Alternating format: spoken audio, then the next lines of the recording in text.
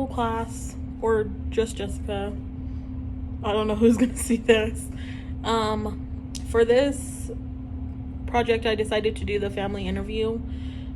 I figured that talking about it in a video format would be the easiest to get through. I'm sure you're going to be reading like 17 papers. So, hello, it's me in video format.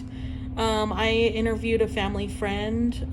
Her name, we'll call her April, just for the sake of this thing. I asked her about 10 questions, and she has a 17-year-old daughter, but that was the first question that I asked. What's your child's name, diagnosis, grade, and age? For the purposes of this, I'm just going to call her kid Z. She has autism and severe intellectual disabilities. April decided to share with me that Z functions at about the intellectual level of about a 3-year-old. She's in 12th grade and she's 17 years old. I asked, what does Z like to do for fun? April shared that she loves tablet time.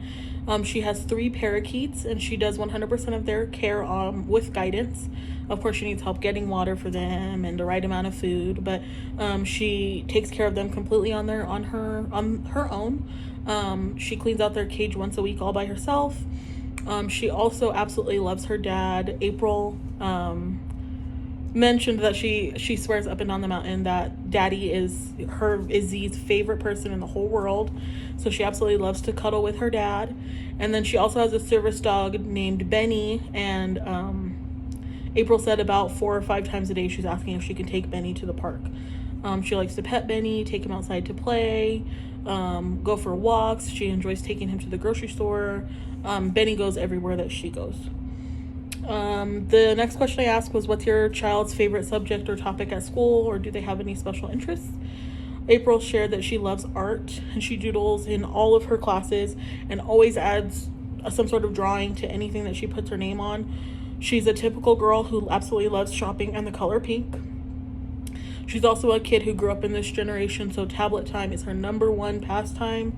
April says she tries to get her to do matching games and different other things with color, identifying animals, but mostly on her tablet, Z just wants to watch her Barbie YouTube channel, and she's usually asking someone to put on JoJo songs, referring to JoJo Siwa, and different things like that for her. Z seems like a pretty cool kid. I kind of want to hang out there, not gonna lie. The fourth question I asked was, how does your child's school life differ from life at home? Are there any similarities? April said that at home, Z is obviously more relaxed. She chalks that up to them being more comfortable with her at home.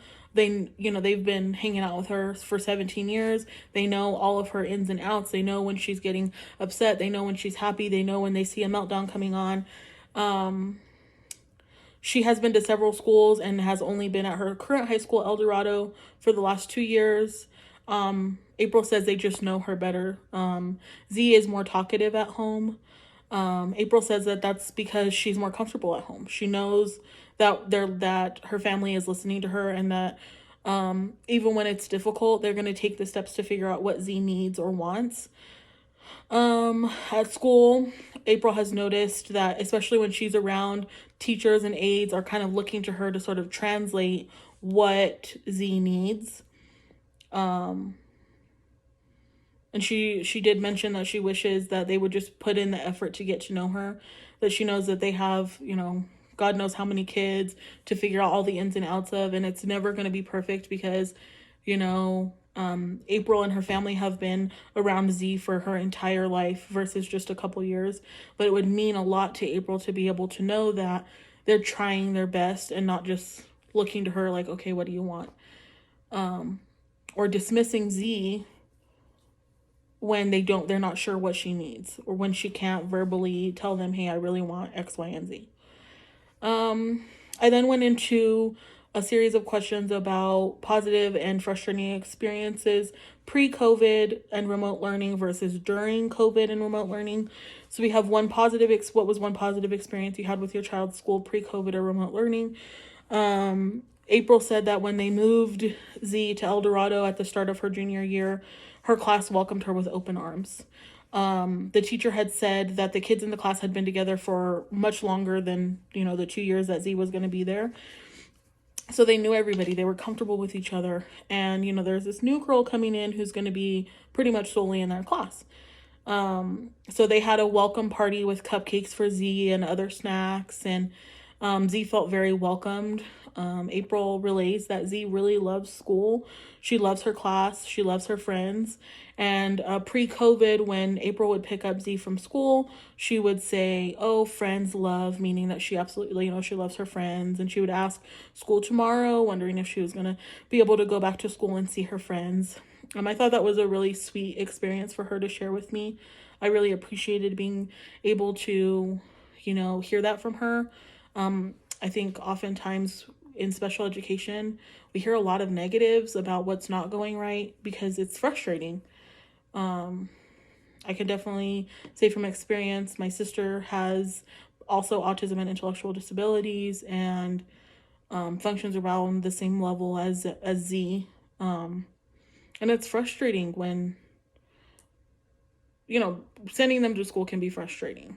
It's more, seemingly some weeks, it's more negatives than it is positives. But anyway, it's not about me.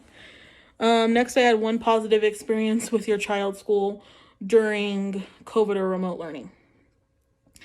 She said that she knows that this remote learning thing has been really hard for teachers as well, but they have been absolutely awesome about communication. She said that they have been better about communication during COVID and remote learning than they were previously.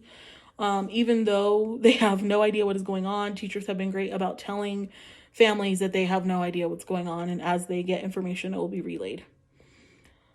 Another thing that she shared with me that I thought was really awesome is that some of the parents who also have kids in the same class as Z, they get together once a week, pick up somebody's house to go to. Whoever's coming over brings a part of lunch. So say that Z was hosting and two of her friends are coming. Somebody brings sandwiches and somebody brings fruit. So they have lunch, and they're, since they're doing the same kind of work, they're able to sit together at the kitchen table and still have that school-like experience, despite not being able to go to school. It's made this whole remote learning thing a lot easier for the kiddos, or for these young adults, excuse me. I'm still learning. I'm still correcting myself. Anyway, again, not about me. Number 7, what was one of the hard, challenging, frustrating experiences that you had with the school pre-COVID or remote learning? And then this is the time when April went back to communication. That communication has been a real problem. It's been really tough for her with a lot of teachers. Ever since she was little, it always seems like communication is just not where it needs to be. It was like teachers never really told her what was going on until it was a major issue. So April actually decided to implement a folder system where they had different colored pieces of paper for different messages that needed to be relayed. Green paper was for communications that were good, like Z doing great on an assignment, or she had a positive attitude, or she really enjoyed lunch. Yellow was for communications that needed to be addressed at home, or issues that weren't crazy but needed to be handled, like Z had not been participating in math the past couple days. And finally, red paper was for major issues that needed to be addressed immediately, whether that be, an IEP meeting needs to be scheduled or something that needs to be talked about at home and worked on at home. She shared with me that Z used to bite her classmates, and that's been addressed. That's no longer an issue for her. But previously teachers would wait until that biting issue was already a real problem before they would say anything about it. She said that getting there was hard, and getting there was frustrating, and getting to this point of, valuable, honest communication was unfair to Z. And I totally agree with that.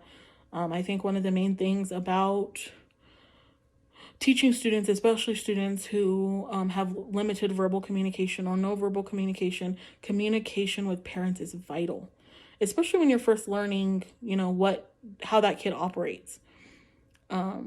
It's not shameful to ask, "Hey, I noticed he's been doing X, Y, and Z. Does that mean something?"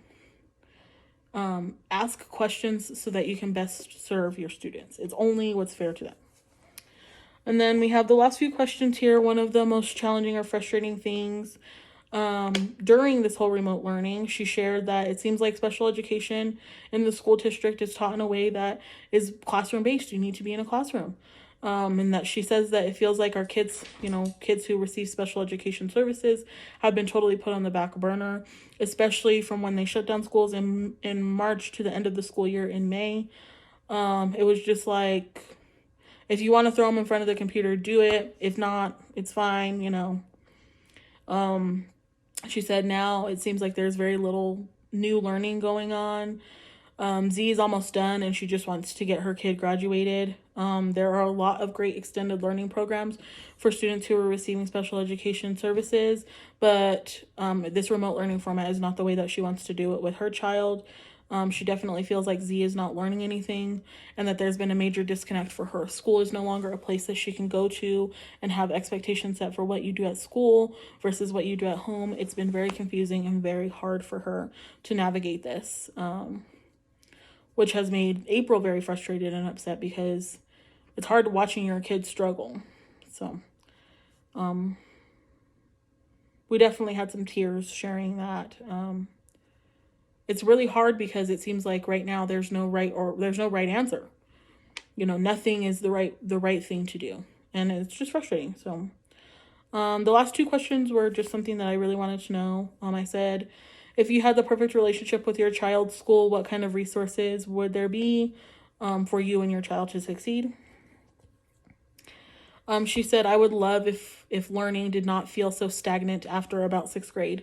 They've moved to Z several times because they feel that she deserves more than coloring sheets and the same kinds of assignments over and over. A special education deserves to be enriching, which I absolutely totally agree with. I think that coloring sheets and matching assignments and the same kinds of things over and over and over again is lazy teaching. These kids deserve more than that. She said that she hopes that teaching more life skills ends up getting introduced. She would love if she did not have to do, all the work on getting Zepra. I didn't say that. And getting Z to be able to cook. She said she would also love a lot more inclusion opportunities, that there's very few teachers that would even know what to do with a child like Z in a photography class. It would be really awesome to have those opportunities for students with special needs to be able to express their talents and even just do something fun. Those opportunities should be available for those kids. So the final question I had in place was any tips for educators wanting to get into special education. What does a good teacher who provides special education services look like to you? The main thing, we spent about 20 minutes talking about this question. The main thing she wanted me to relay is that teachers, special education or not, continue to learn, continue to push, continue to adapt. The research surrounding the best teaching methods changes every day. It's important for us as educators, especially going into the field of special education, to read, listen, and learn. Do not stay stagnant. Another thing that really resonated with me was that we need to listen to parents and people who know that child the best. Listen to how they walk, talk, and act with their student, and mimic those things in the most professional way possible. Something that really upset me, and this is the thing that we talked about for the longest time, was remembering that students who receive special education services are not pets. Sure, you can love and adore the things that make these students special, but treat them with respect. They are not toys or accessories or a great way for you to say, yeah, I teach special ed and all my kids are just so cute and cuddly. 5-year-olds deserve to be treated like 5-year-olds, and 17-year-olds deserve to be treated like 17-year-olds. And finally, most importantly, is to know that this work is hard. If you do not love it, don't come into the field. Love is the only thing that keeps teachers pushing, especially in such an uncertain time like this, and especially in such a difficult area of education as special education services. Love is what keeps you going because the pay sure is not doing it. So from this interview, I definitely learned that communication with parents is vital. It's always going to be vital, especially with special education services. These parents deserve to have open, honest communication with their teachers and administrators. Also, of course, we all already know that teaching is hard, and if you're not getting into it for the right reasons, don't get into it at all. So, that's it. I won't waste any more of your time. Your next 15 minutes hopefully will be a lot more interesting. If you have any questions, feel free to let me know. Thank you so